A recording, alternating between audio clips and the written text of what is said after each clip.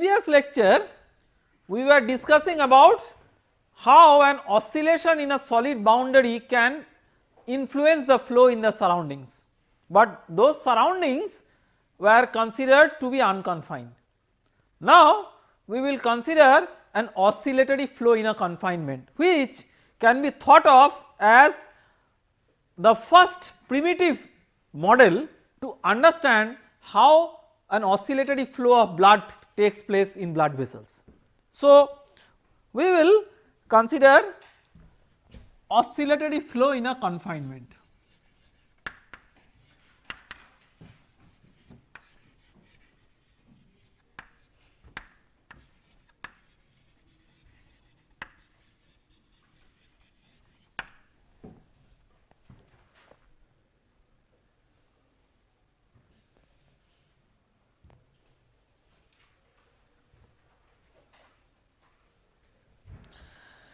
Let us say that there is a channel. For simplicity we considered a rigid channel. We have to keep in mind that the real blood vessel is flexible rather than being rigid, but there are lots of controversial issues and unknown paradoxes about the flexibility of blood vessel and its universal nature. So to begin with, for simplicity we will consider that it is rigid, and then you have a pressure gradient acting along x,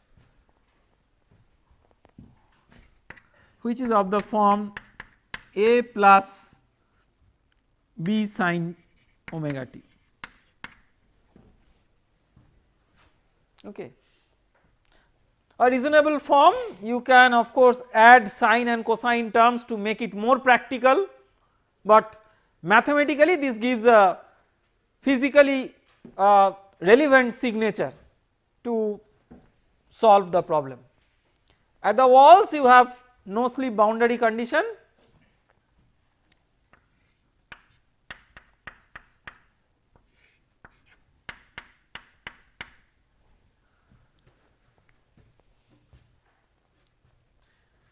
the height of the channel is half height is h,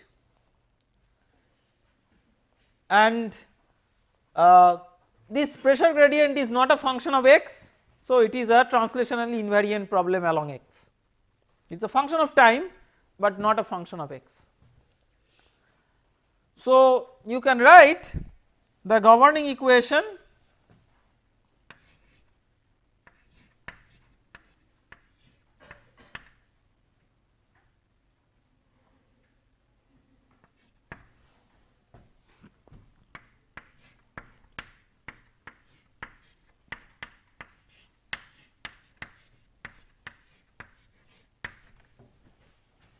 okay.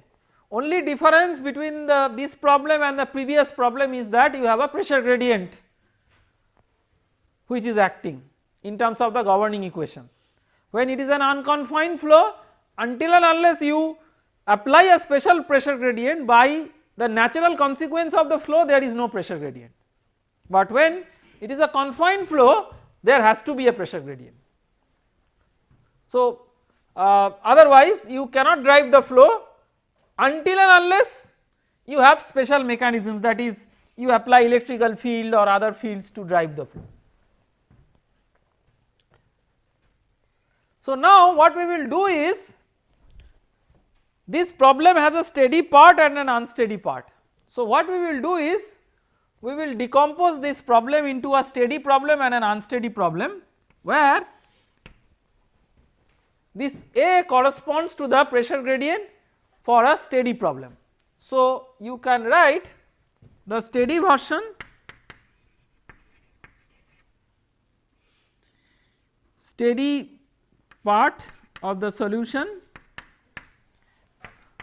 will be governed by, so let us say minus dp dx is equal to this, because in the governing equation it is the minus dp dx that matters. So just for algebra convenience we write in this way. So 0 is equal to A plus this is mu not mu, okay. A plus this is steady.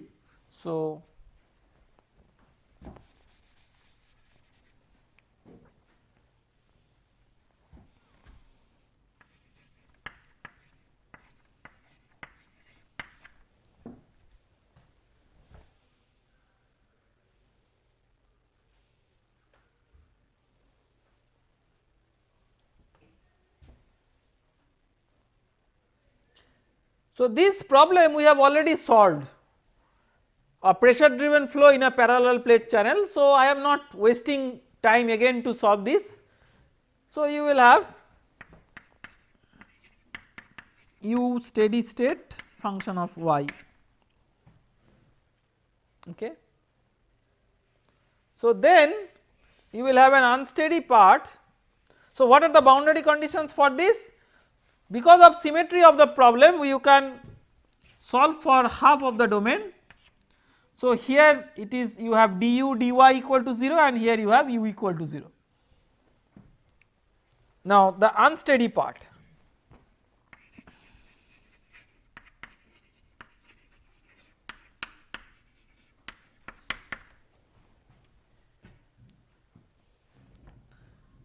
So, unsteady part is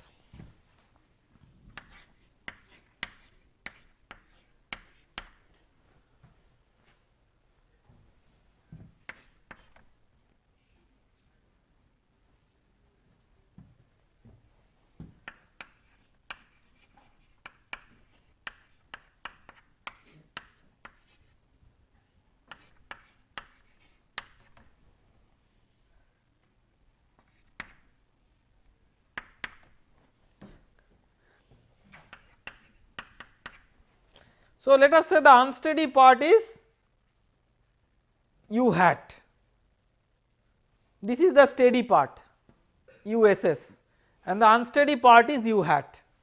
So, rho del u hat del t is equal to b sin omega t, this is the unsteady part and this is the unsteady part. So, now if you add these two equations together you will get the total solution as u total is equal to u steady state plus u hat. You can write u steady state in the left hand side also, because by definition u steady state time derivative equal to 0. So, you can simply add these two. Now,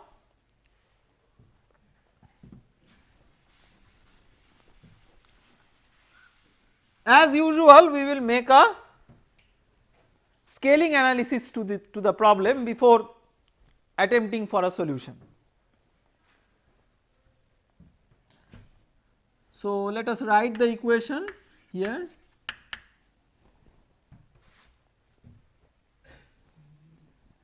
So, this will be mu, right.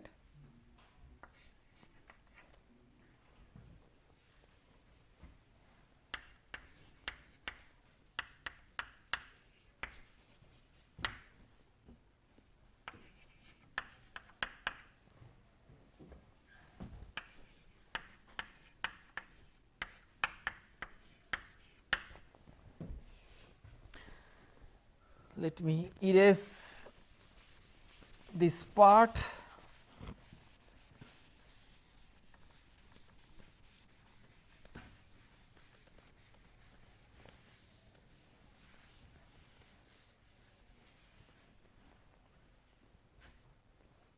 So, what is the order of magnitude of this? Now, this problem is not like a plate is oscillating. So, you do not have any natural velocity scale. The velocity scale will depend on the pressure gradient, but it is not explicit. So, you can write this simply as us, though you do not know what is us, but you know what is Ts, which is 1 by omega. So, this is of the order of b, right, because sin theta is of the order of 1 and this is of the order of mu, what is this, us by h square. See, we are writing order, so whether it is h or 2h it does not matter.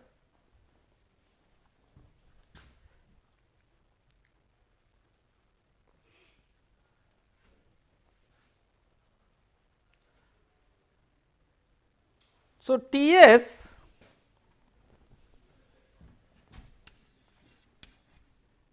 is 1 by omega. So, you can non dimensionalize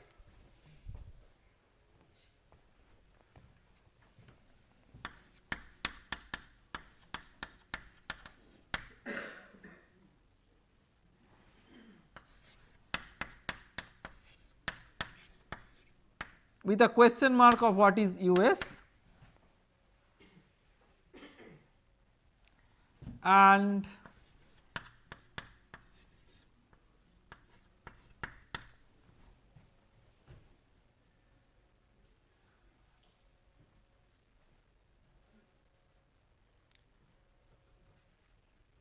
so you can write rho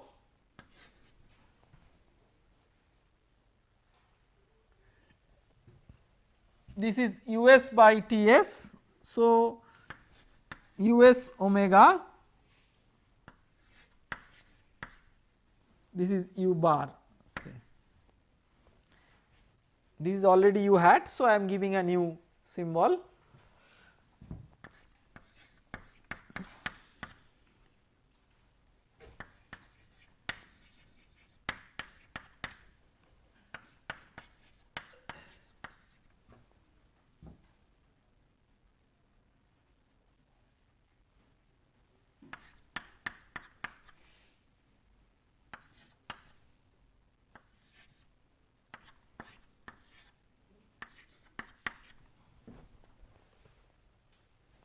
Now, in this problem, two terms will always be important out of these three. Can you tell which two terms? I mean, if you are interested about oscillatory flow, if you are interested about oscillatory flow, this has to be important because this is what you are aiming for, right, to create an oscillation in the flow, and if this term is not important, you will never get oscillation in the flow. So, this is important as per your wish. There is something which is intrinsically important, that is the unsteadiness, right, because when you are creating an oscillation you must have unsteadiness in a flow. This one, whether viscous effect is important or not, you really do not know. That depends on the kinematic viscosity and other parameters, and that is the interesting physics of this problem. So, now what we will do is we will divide both sides by B. If you divide both sides by B,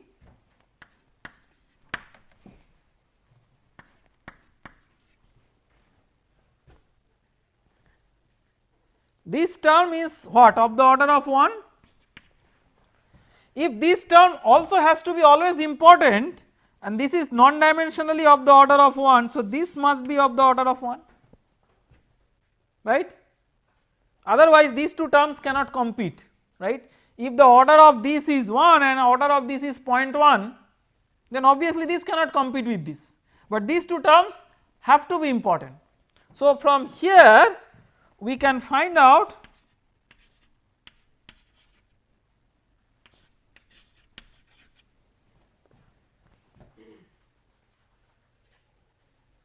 right. So, this gives a natural velocity scale of the problem, although there is no velocity which is directly imposed. From the oscillatory component of the pressure gradient you can get a velocity scale natural to the problem. Now, once you substitute that US, so what does it become? Mu in place of US B by rho omega,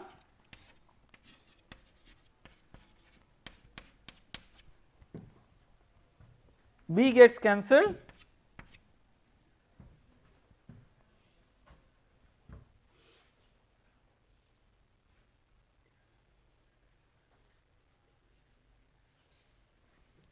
mu by rho is nu. So, nu by omega h square.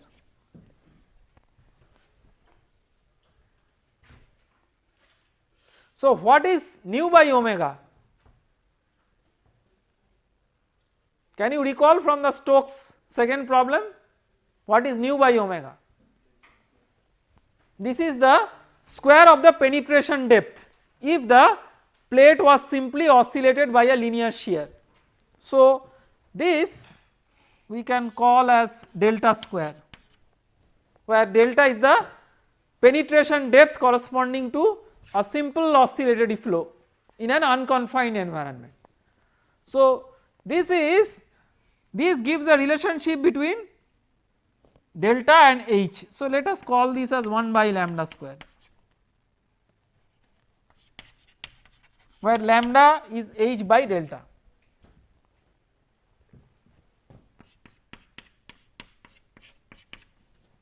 So, the value of this lambda will tell whether this term is important or not. So, you have an external control by which you can say whether this term is, the viscous term is important or not. If lambda, so this is h by delta, sorry, not h by lambda.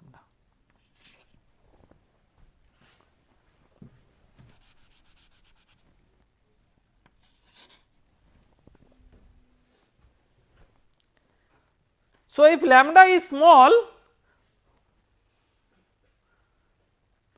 then 1 by lambda is large, and then this term can be very, very important. So, when lambda is small, when delta is large, right, when delta is large only when this lambda is small, and when is delta large? Delta is large when omega is small, right. So, you can see that whether the viscous term will be important or not, it also depends on the oscillatory frequency.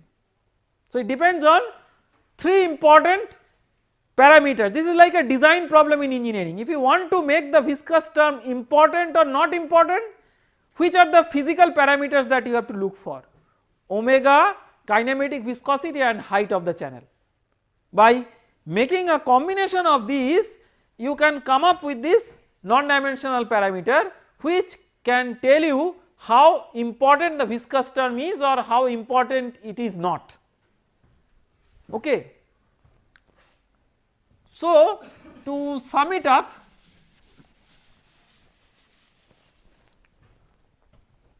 your governing equation becomes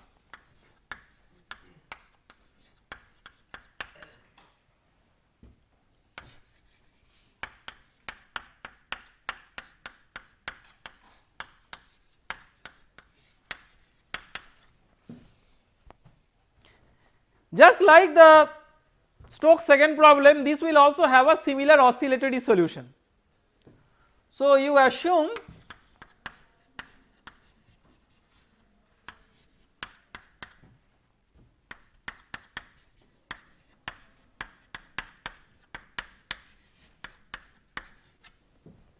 again imaginary because this is sine, had this been cos this would have been real.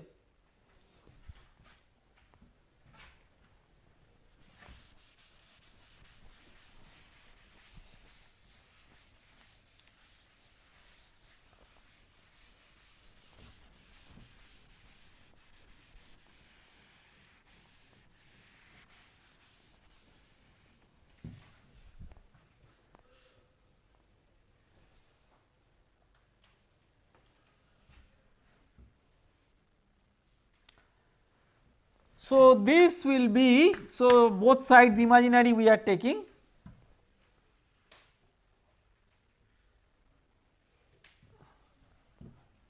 So, e to the power I, I t f y. So, if we take the time derivative, this will be I e to the power I t f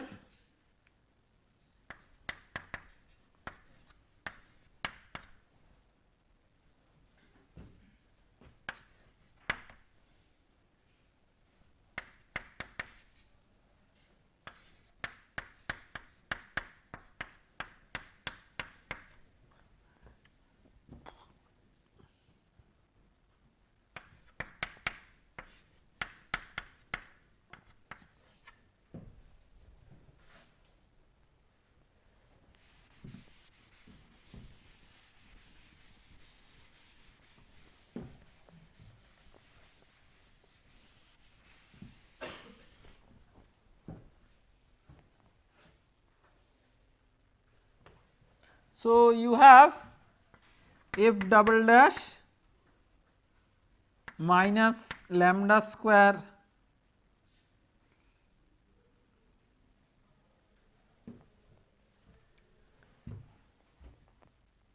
I f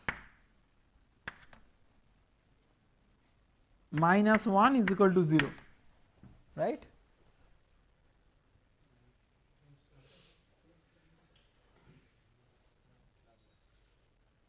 This is plus 1. So, plus lambda square.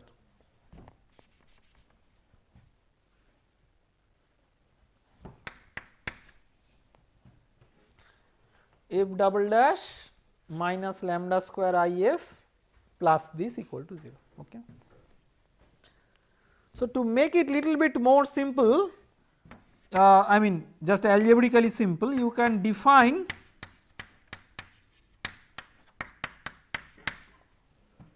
this one, a new f is equal to old f plus I.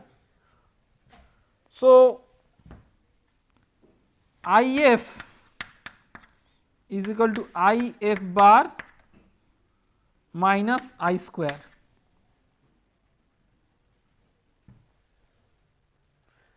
and I square is minus 1, right. So, I f minus I f plus 1 is equal to minus I f bar, right.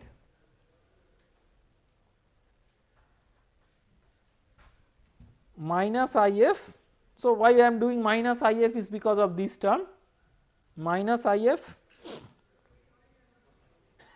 plus 1 is equal to minus I f bar, right, and f double dash is f bar double dash. So, this will be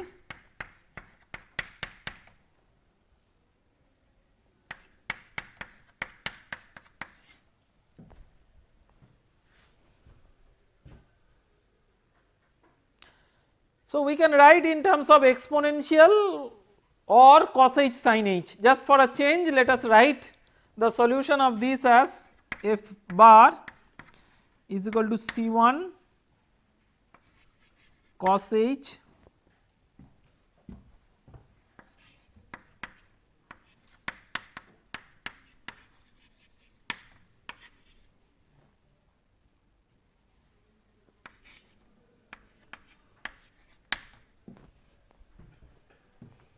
okay.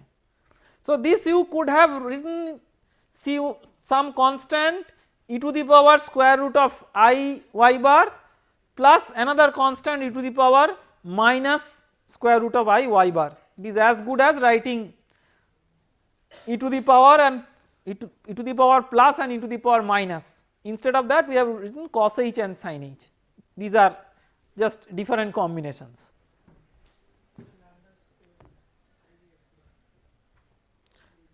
This is lambda square, huh? Right. So, there is lambda square, that means this will be lambda into square root of I, right.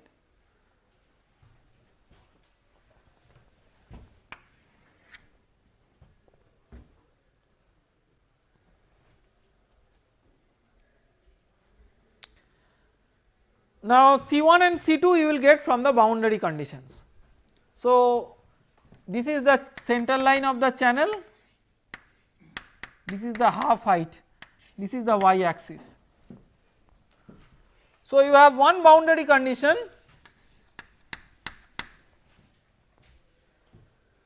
what is that?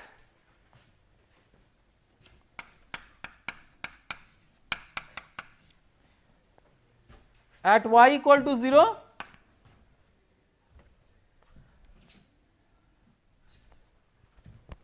what is the boundary condition? The derivative of u with respect to y is 0. So, that will boil down to this equal to 0.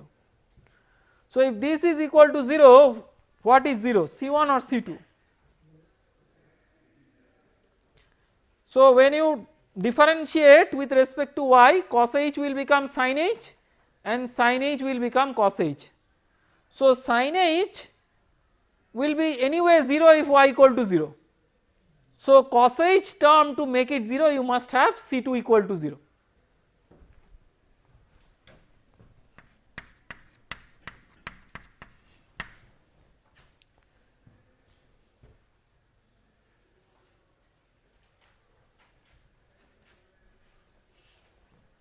And the second boundary condition at y bar equal to 1, that is y equal to h.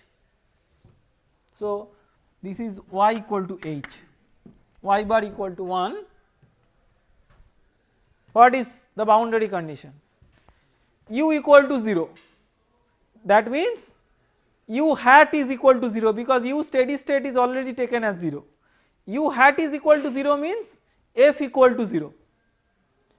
So f equal to 0, that means f bar is equal to I, right, because f bar is defined as f plus I. So you have C1 cos h lambda square root of I is equal to I.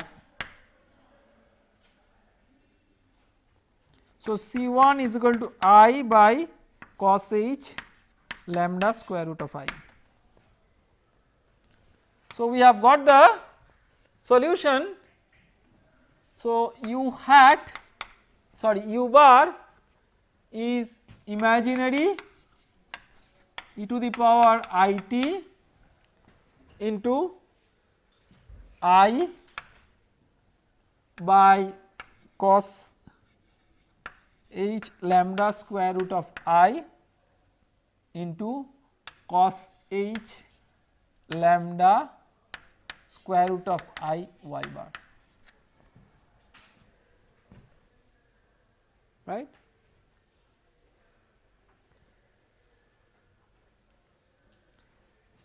And this will give you what is u hat, and u will be u hat u steady state plus u hat.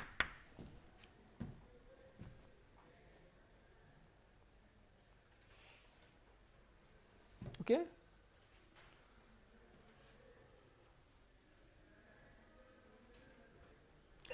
So C1 is this, then you substitute that here Fy is only cos h into C1, so only the cos h component is present.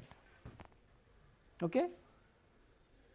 So clearly the time dependence will have a very important role to play depending on the parameter lambda, which combines this omega, nu and h.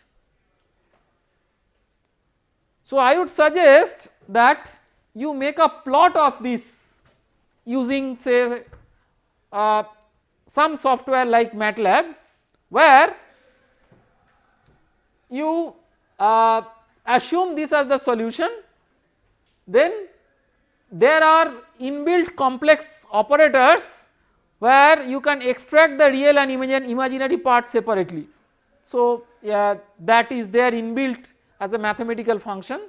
So you use that mathematical function, so construct this function with this numerator and denominator, then take the imaginary part, add the steady state part and plot the velocity profile in the channel for different values of, so what are the relevant parameters here. So this is the utility of solving the problem in a dimensionless environment.